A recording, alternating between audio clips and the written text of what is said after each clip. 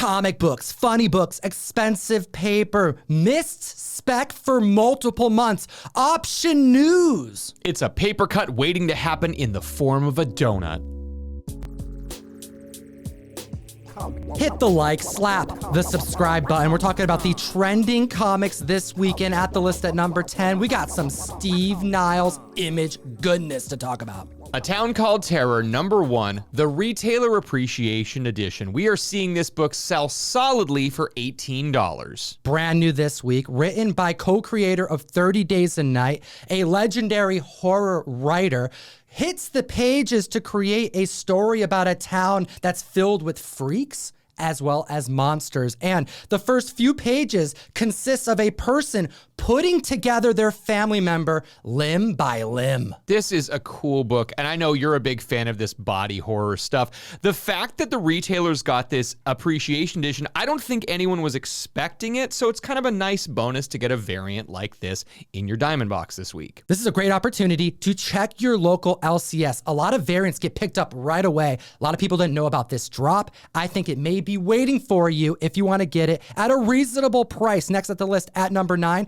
we have Universe X number 6, debuting in 2001, a comic that I thought was great spec before the Moon Knight drop, largely because it's just a gorgeous Alex Ross cover. However, we found out this week that the Disney Plus Moon Knight show actually utilized this character design when creating the look of Mark Spector's Moon Knight. This news caused a 750% increase and an $18 average sale, with a high sale of $50 for a raw book. The community needs to keep an eye out on the hunt for this comic book because people weren't buying it before for a key reason. It was just because it's a glorious Alex Ross cover. However, now that it's getting this push, it shows that it takes 1 week of news to break for a non-key comic to spike out of that dollar bin and to become wanted. Utilize code TOM101 on the best comic app in existence, Key Collector Comics. It'll unlock a free 2-week subscription. You support what we do and you get access to the trending 20, because these 10 books that we're talking about today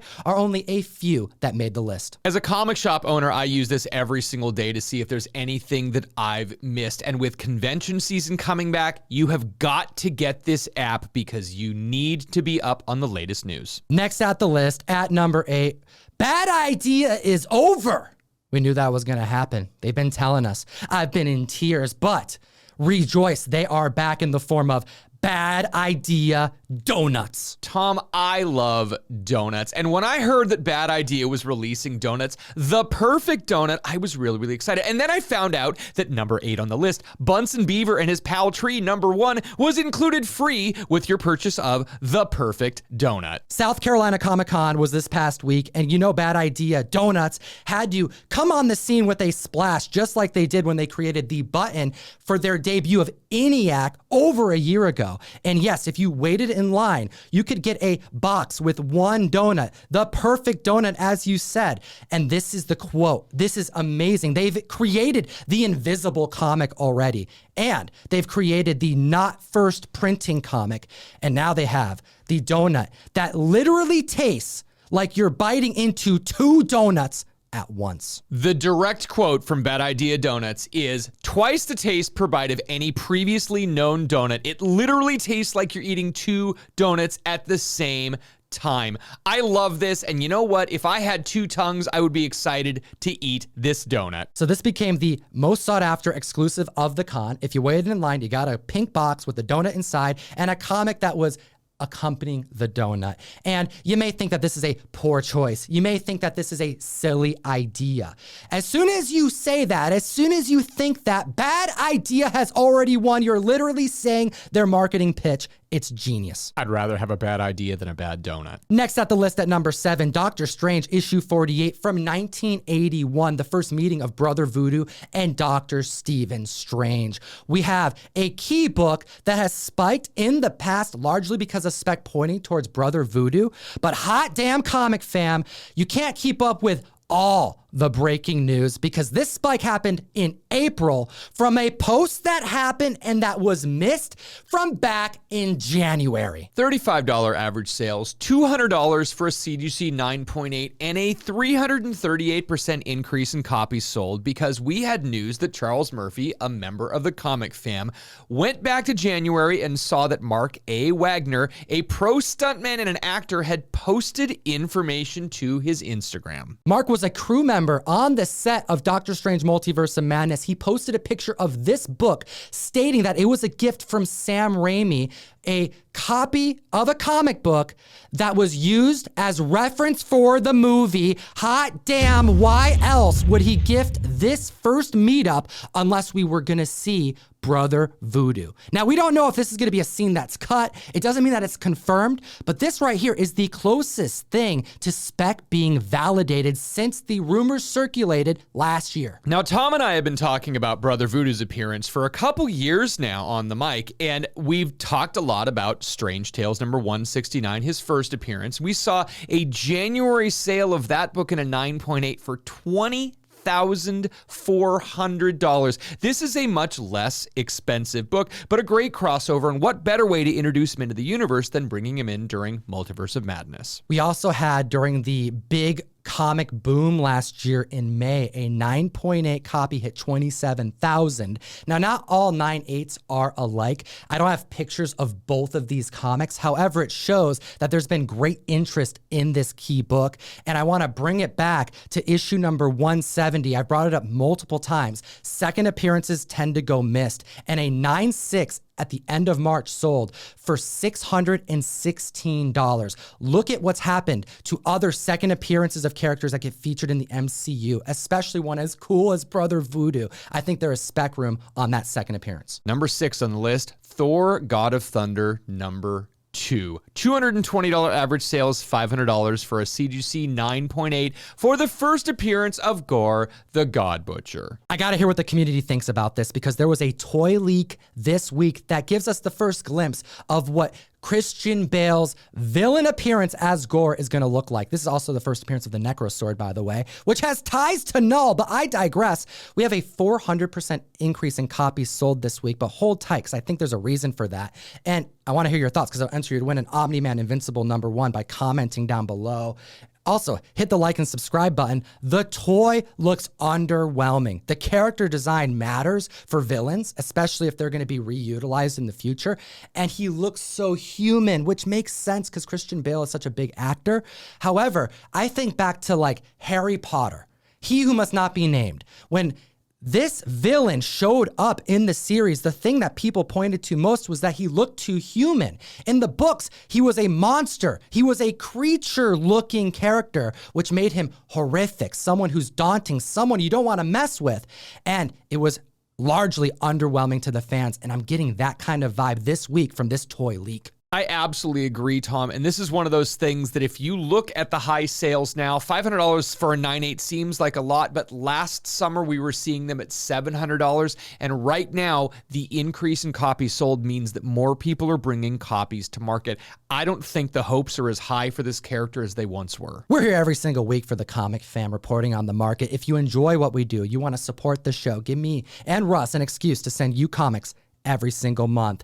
And with June in the horizon, Boys Season 3, we know we have Jensen Ackles who's going to portray Soldier Boy. We had to bring the boys heat. 1 per box in the May Mystery Mail Call open enrollment. As of right now, we have multiple versions of a Starlight Ben Templesmith cover. We have Boys Issue 7, a reprint of the original run going in every single box. Number 5 on the list, Sandman Universe Nightmare Country number 1. The 1 in 100 Jenny Frison variant. Was there any surprise? Absolutely no surprise at all whatsoever when this photo was leaked of Death.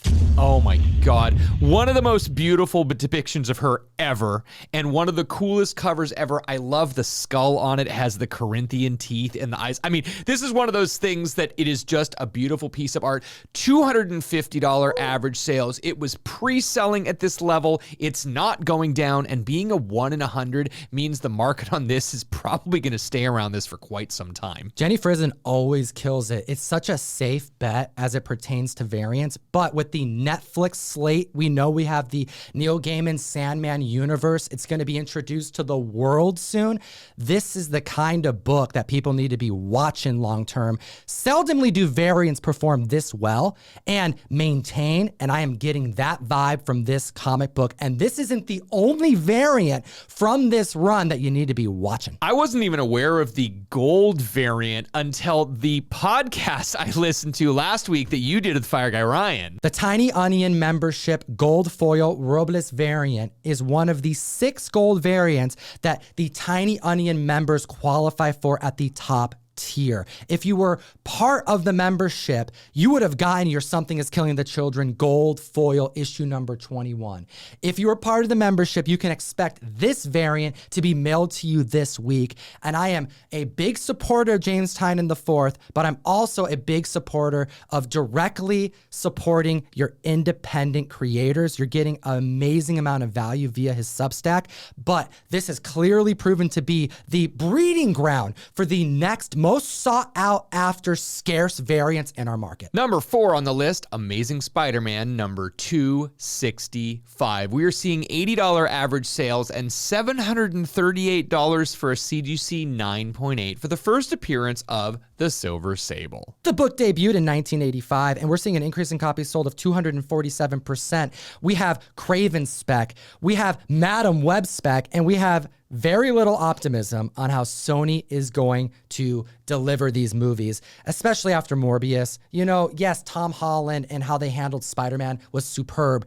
However, that to me is giving them credit that they don't really deserve. It's really hard to butcher such a lineup that they had with that film. So tread lightly on all of this, but it all started, the rumors, the spec, when we found out there was a Kraven solo movie and Aaron Taylor Johnson from Kick-Ass fame was going to portray him, which is a weird mashup for a character that's older and a villain and is very sadistic. But then we found out that Russell Crowe was going to portray a member of the Kravinoff family. Could Aaron be playing the junior? Could Russell Crowe be playing the villain that we all know from the Spider-Man comics? Well, the spec increased when we found out that Sydney Sweeney was going to portray someone in the Madam Web movie. These are all going to connect in some way. And with the foreigner being cast, who is the father of Silver Sable, it only makes the Silver Sable appearance seem plausible. So it's been over a year that we've been talking about the potential of Black Cat and Jackpot showing up. She could be any of those characters as well. What we do anticipate are the rumors to be true. A family feud, Bloodline versus Bloodline, Kravinoff versus Sablanova fight,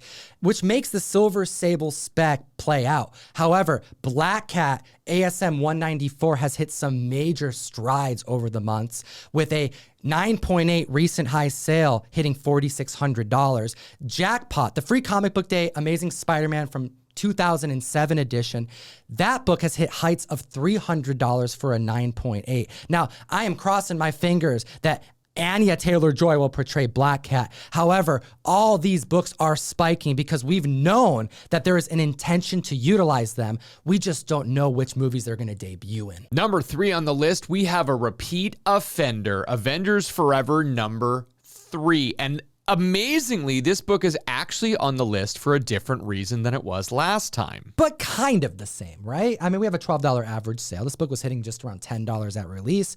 An increase of copies sold this week of 108%, with 9/8 hitting $90. As of April, this features the first appearance of the Infinity Thing. The Infinity Gems infused with those orange rocks are one of our favorite monstrosities of the Fantastic Four, the first Marvel family. This is an alt reality with different characters. Maybe an alt Earth is a better way to put it, because we have Robbie Reyes and Deathlock who are frequenting it after they were teleported and meeting a new group of supers. Well, there is a female version of Moon Knight, Mariama Spectre, who debuts here, the first female Moon Knight that I'm aware of, that spiked this book over the last month. And now we do have a new Moon Knight show that features a female that Khonshu is clearly interested in having her become his avatar. But there's no connection between the character from the comics and the show. So 108% increase in copies sold this week. There's speculation that in the new Moon Knight show, we may see a female Moon Knight sometime soon, but this book actually came out after that was done and in the can. So there's no real way that this could be that character. I think people are just stretching for books to spec on, Tom. I'm getting some real Sylvie vibes as it pertains to this spec. An amalgamation of multiple characters from comic books that all spiked various books because there was no one appearance of Sylvie. And this Moon Knight key is so many layers removed from that if you're buying it because of the show, it's too much of a stretch. Buy it because it's an awesome run.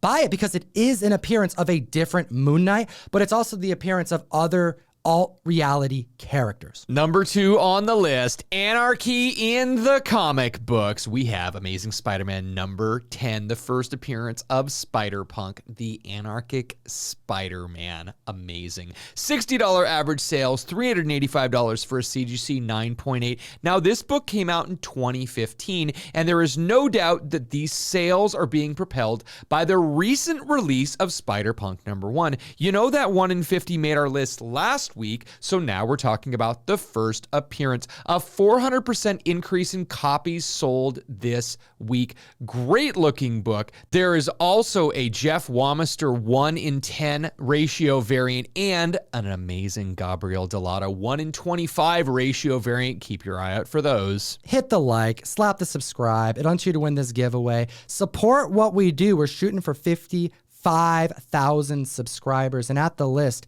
at number 1, the number 1 most trending book in the world is all because of a graphic novel getting an adaptation by Charlize Theron.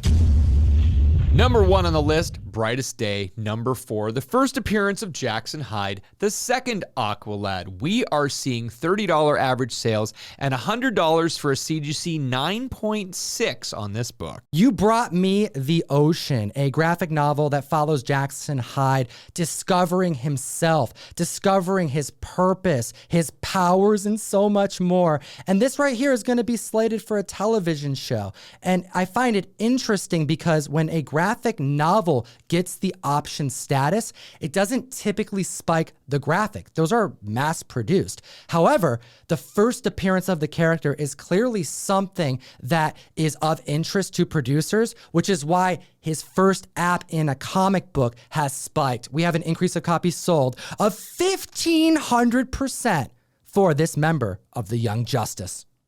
Now, we were talking about this character and this book about 6 months ago in October when we saw DC release on social media that they had new emojis for a bunch of major characters in a bunch of movies, including Aqua Lad. This creation of the Aqua Lad emoji was shocking. No one saw it coming, especially considering that other emojis were created for blockbuster status heroes. Black Adam, Green Lantern, Aquaman, Superman, suggesting that Aqua Lad may be on pace for a major production theatrical debut. Could we see Aqua Lad in 2 separate projects, or is this the one they're pointing to? We could be seeing a double spec. We want to know your thoughts in the comment section below, as always.